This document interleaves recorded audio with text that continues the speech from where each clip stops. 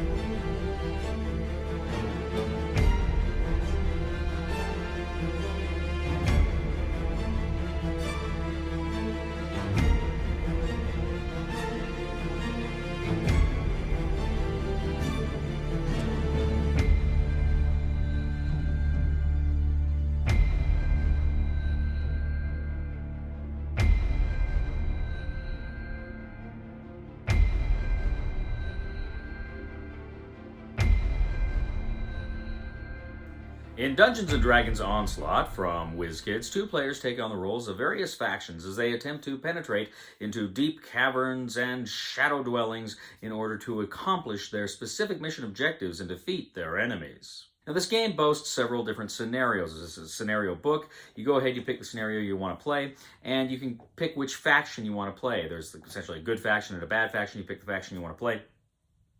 You're going to take their associated cards, you're going to take their associated kind of player board, and any other things that are there. You're also going to prepare the board. There are loot tokens you'll be placing on the board, and you'll also perhaps be placing some unwanted and evil monsters to boot. Now, how the game works is you have various characters. As I say, they have their own player board that has kind of their stats on it, as well as kind of cooldown effects and ways to kind of rank up and level up your individual characters. Now, what you're going to do is at the start of the game, you're going to take the number one initiative. Whoever is going to start gets the number one initiative card. They're going to place it on one of their characters. Then you're going to deal out, or you're going to shuffle the remaining 2 to 6 cards and deal those out, and then you're going to shuffle the 7 to 10 and deal 2 of those out to each player. You are going to place them anonymously down on your specific card. So the only open knowledge is who's going to go first, but players don't know in what order their other characters are going to go. If there are monsters on the board that will challenge you, you're actually going to have a first of all, a card for them, a reference card for them, but you're also going to have their initiative. They're going to get, maybe like a 5.5 or 2.5 or whatever. So it's going to go in between the players, and you'll know that'll be open information as well. Now, when a character activates, they can take a number of actions. They can take their standard action, they can take a move action, they can take a bonus action, and if there's any free actions, they can do as many of those as well. Standard actions are typically attacks. And of course, you're going to have ranged attacks, and you're going to have melee attacks, and you're going to have kind of the range that you can attack people on your player board. You're going to have all that information. But you're going to go ahead and you're going to engage with them. Now, typically, they're going to have like an armor level, you will have your attack level, you will roll a 20 dice, you'll add your attack level, which is usually like a +5 or whatever, to the die, and if it's equal to or greater than your opponent's armor level, then you deal them damage, and they're going to have to adjust their stats to reflect that. Now, also, players are going to have various like character-specific attacks, and you can go ahead and you can do these things, but then you have to go into cooldown. So you have to wait a few turns before you can use it again because they tend to be very powerful. Some things in the game may mitigate that; they may change it so that you don't have to wait so long. But typically, you're going to have to wait on those unique character attack abilities to kind of cool down. Otherwise, you're going to be doing just basic attack abilities. Now, of course, with these attacks, you can get a lot of different conditions. You can be stunned, you can be slowed. So there's different things. You put little tokens next to you to show that that's what's going on for that specific character in the wake of a certain attack. Now, for ranged attacks, line of sight is pretty important. Essentially, you have to measure one corner of the square you're in. It has to essentially have sight on 3 corners of your target's attack, and you have to be in range. So typically, line of sight rules here are pretty easy to figure out throughout the game.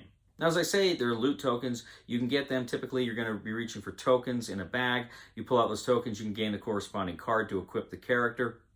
You can only have one kind of a, either armor or weapon or whatever on a character at a time.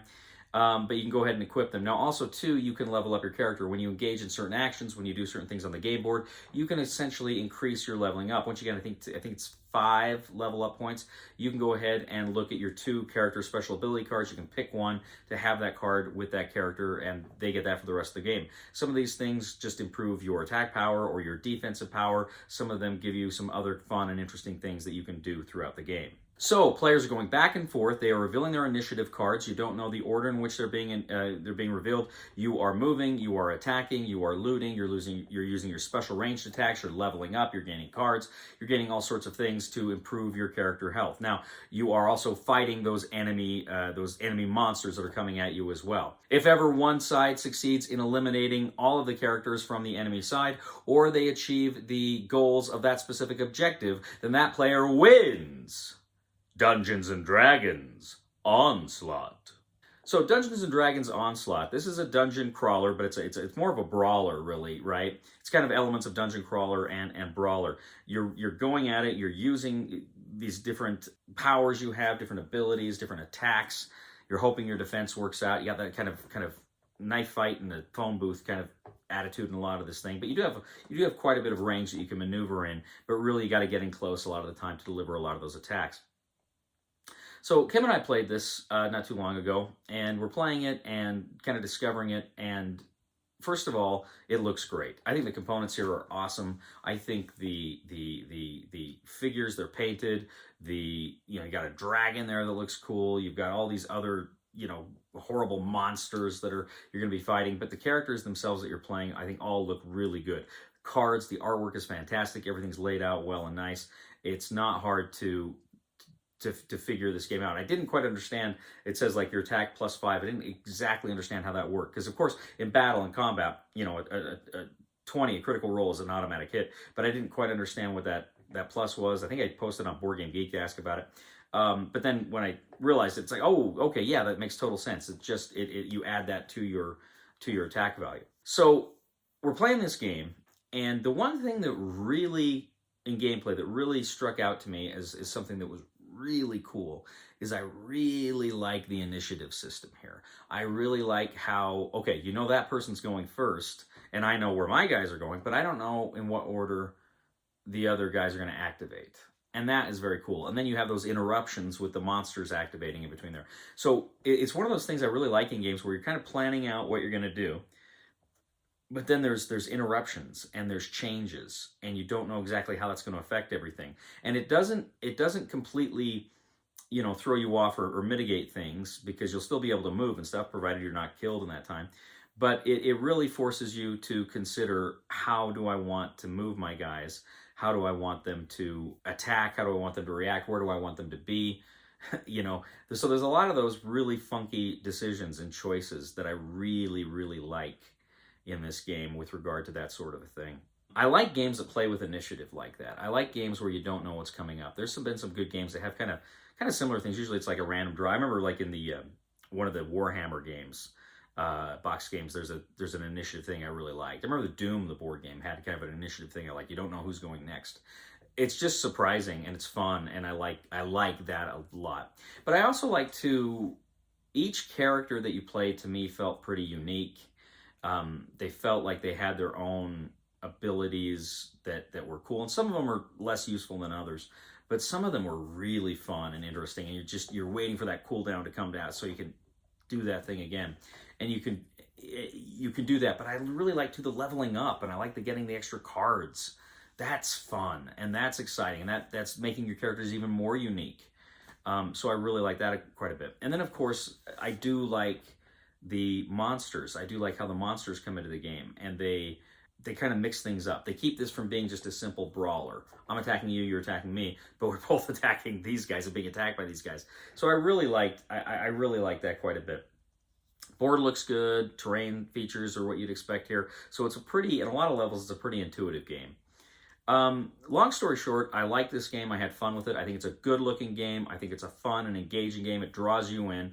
If you like, the Dungeons and Dragons IP, which I know there's been some issues with lately, I'm not going to get into that. But if you like the dungeon crawls and you like this world and you want to play in this world, this is a fun way to do it. I think it's a pretty easy way to get into it if you're not someone who's you've done a lot of this sort of thing. I think I think new people can get into this relatively easy, and I think there's really enough meat here and variety, and that's a key word, variety. That players who do play these kinds of games, either the role playing game or box games like this, they'll find something new and unique here and fun here. This is a fun game. Really enjoyed Dungeons and Dragons Onslaught. We both did. We both got a kick out of it. Recommendation for the discriminating gamer for Dungeons and Dragons Onslaught is buy it. Well, thank you, ladies and gentlemen, for joining us today on The Discriminating Gamer. As always, we ask you to please leave a comment for us on YouTube, on Board Game Geek, on our Facebook page, or on thediscriminatinggamer.com. We'd ask you to please like us on Facebook, subscribe to us on YouTube, and follow us on Twitter. I'd also ask you, ladies and gentlemen, to please check out my other channel, that is Cody Carlson, PhD, where we talk about military history and books on history. I actually put up some of my lectures on there on Nazi Germany and World War II. Please check those out, and please, please, please subscribe to that channel. That means a lot to me. Please give a thumb to this video on Board Game Geek. That helps us out a lot as well. Ladies and gentlemen, I often wonder if, when I die, will they put my ashes into a glass urn? Remains to be seen. Please somebody help me on my feet again, and I don't know where I'm going, and I don't know where I've been. Please somebody help me on the solid ground. It's a long time, and I'll be dying. Once a year I wind up in the band. In Dungeons and Dragons,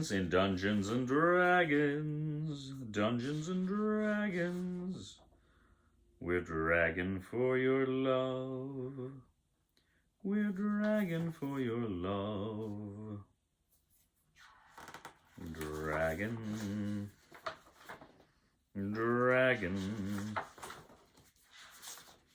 Dragon for your love. Dungeons and Dragons. Dragons and dungeons, no, Dungeons and Dragons.